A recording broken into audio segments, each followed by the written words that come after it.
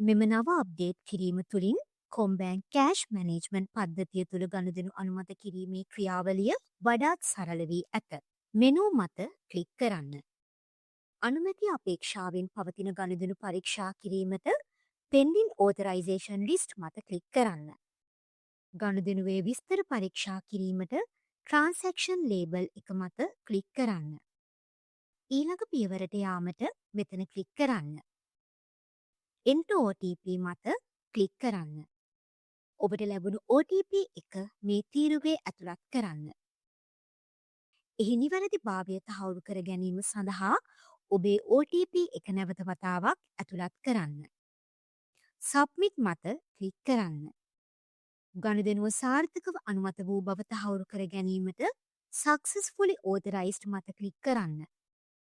Successfully Authorized මත නැවත click කරන්න.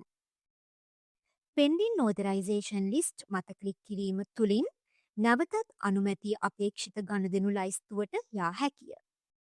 අවධානය යොමු කළ යුතු අනෙකුත් ගණුදෙනු පරීක්ෂා කිරීමට රිවීව් ලිස්ට් මත ක්ලික් කරන්න. වෙබ් මත ක්ලික් කිරීමෙන් වෙබ් අඩවිය හරහා පැමිණි ගණුදෙනු පමණක් පරීක්ෂා කළ හැක. ගණුදෙනු කළමනාකරණයට අදාළ වැඩිදුර විකල්ප පරීක්ෂා කිරීමට මෙතන ක්ලික් කරන්න.